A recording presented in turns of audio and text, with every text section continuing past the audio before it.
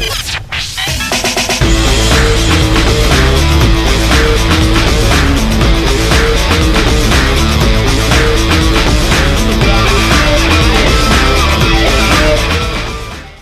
and welcome to another... What? Look at the height difference. Oh. You slouch all day. Now you want to sit up? Yes. Welcome to another episode of It's Those Guys Game Reviews. I am Nick Silviano. This is... Connor Jagger. And today's game we're going to review is... Well, here, why don't you tell them? Icarus Uprising. For the Nintendo 3... Now I remember why I stopped giving you the game. Icarus Uprising for the 3DS. I don't see the point. The point of what?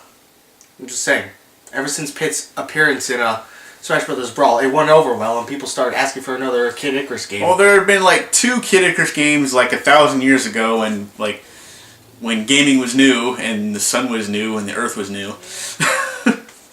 And people played Kid Icarus for the NES, and there was a Game Boy version a few years later. I wasn't too big of a fan of the original Kid Icarus. I did play it and I thought, this game is a little bit more interesting. It pretty much follows a certain... There is one problem. It does seem to follow a repetitive type of formula where like you start the stage, you're flying and you're shooting things, and eventually you land on the ground and you're either shooting things or whacking them with whatever weapon you have. Like Star Fox Assault and Adventure. Little bit. So yeah, there's that, and you know, but other than that, it's pretty. I think it's a pretty decent game. It's got like the graphics are pretty good for a handheld game. They're pretty up there. They're also, you know, what else is there? I thought the sound and voice acting actually came out pretty good too, especially if you put headphones on. I mean, it's really good, and the whole time, it's like you actually have, like, you know, there's like dialogue going back and forth between Palatunia and Pit. Mm-hmm. It's pretty interesting, although some people might find it annoying, because some people are like, oh, just shut up, I want to play the game. Which, you know, is fine, but I thought it adds like a little interesting factor to it.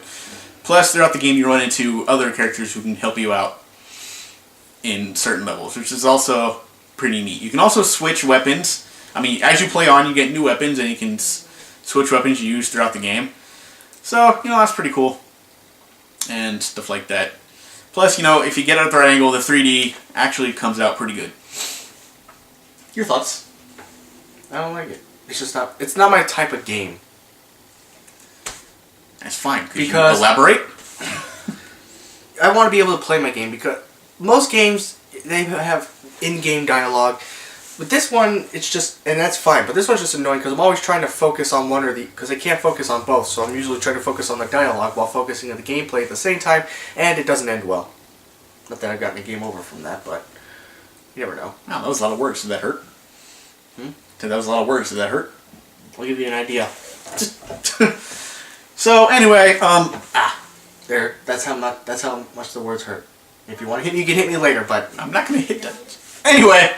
So, that was pretty much Kid Icarus Uprising. Now, the thing about it is like there is one thing about this game that did kind of bug me. It's just that basically the whole control scheme is this side, and that's it. You don't really use. The only time you usually use any of this side is like during the menus when you want to select something or cancel out something, and usually you can do the same thing by using the touchscreen. Or whatever on that. So the problem with that is like, so basically, if you try to play it like this, let's go ahead and with the size knot, you're gonna get like a really what? Were you pulling out a grenade? Throw this damn DS pen! Ah! I think it was cool. I was kind of like strange. But anyway, so like if you're playing like this, you're gonna get kind of hand crampy. So you can cramp up really quick. So basically, it comes with this stand, which at first I thought was kind of dumb when I first like opened it up. I'm like, well, what am I going to use this for? Well, now I know. So basically, the only problem with that is like while you're doing that, like because when you have the 3D on, you kind of have to have it at a certain angle so it doesn't like blur and you don't get ghosty or anything like that. But the problem with this is while you're playing it on the stand and because you're using the stylus to move around the cursor, the thing that aims. The reticle. Reticle, cursor, we used to call it cursors. I don't know what this reticle thing. Now people are trying to be all fancy. Oh, reticle. Oh, la-di-da, Mr. Frenchman with your reticle. Reticle's not a French word. Oh, you speak French. Au revoir. Back here. So anyway. For the record, I don't really speak French. I just know a couple of words. Like au revoir and crepe Suzette. I did not know that one, but I knew bonjour. Now you know crepe Suzette. You just got a French lesson, folks. That's how low we've stooped. We're giving French lessons. It's those guys' French lessons. So anyway, basically because you have to have it at a certain angle to trying to get back on topic here desperately. When you have it at a certain angle, you'll see like blur or ghosting. And if you get it at the right angle, you can get it right. But while you're sitting there like trying to move the thing around, move the cursor around, you might not know it, but you're kind of pushing the little platform along. I mean, I think I probably should have came with like two little. Oh, it did come with two little rubber things, but two little sticky things, so it doesn't like, move around as much. But you're constantly kind of pushing it out of the way, and you got to keep readjusting. So that is a little bit of a. I think that is a little bit of a design flaw, and you can play it without the 3D on, which is nice. But at the same time, it's like kind of defeats the whole purpose of having it in 3D. Because like when the 3DS was first announced, this was like the game that they first showed. So this is like the culmination, as you were, so you use another big word, of what they were planning to do with the 3DS at the time. So that is kind of a downside to it. I personally do like the game. It has interesting. It's a little different. I think it's a little better than it's not nice and action packed. You know, you got to use the stylus to move the reticle, and when you're underground, you got to use to move the camera so you can run in the direction you're trying to go. That's annoying. Yeah, it does get kind of annoying. Sometimes things will come up to the side, you don't know they're there, so you can get like attacked a lot from the back. So it has its ups and downs in this one. So I'm going to go ahead and give this game a 4 out of 7.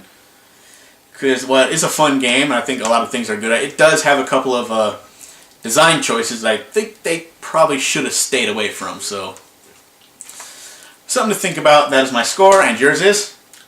3 out of 7. 3? Yeah, 3. Oh, that's fine. I'm just saying. The way you were sounding earlier, I thought you were going to, like, give it less, but whatever. So, alright, so 3 out of 7. I mean, it's not a bad game. A lot of people have been waiting for it, I think. But there's just so many better games you could put on the 3DS that people want. Well, a lot of people have been waiting for, like, Kid Icarus for, like, hundreds and hundreds of years.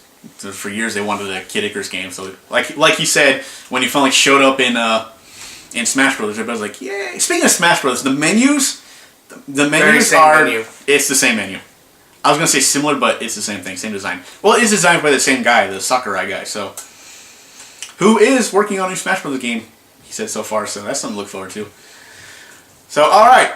And 10 characters will be DLC. We wish we were joking about that. I mean, we don't know for sure. At the time when we're saying this, it is a joke, but... You know, instead of like...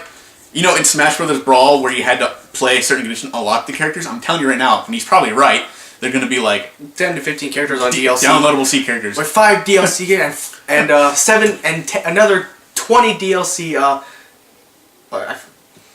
challenges or whatever like that. So yeah, probably something they're going to pull off. Don't do that, Nintendo. I swear to God, you better not do that. They will. It's inevitable. So anyway, this has been another big word, inevitable. 10 points. This has been another episode of It's Those Guys Game Reviews. Join us next week when we do It's Those Guys Game Review, the musical. And then, followed up by, It's Those Guys Beat the Crap Out of Goro. You know we're not really doing the musical right. I expected like you to go, no. Alright, I think we're out of steam here for today. We'll see you next time, and be excellent to each other.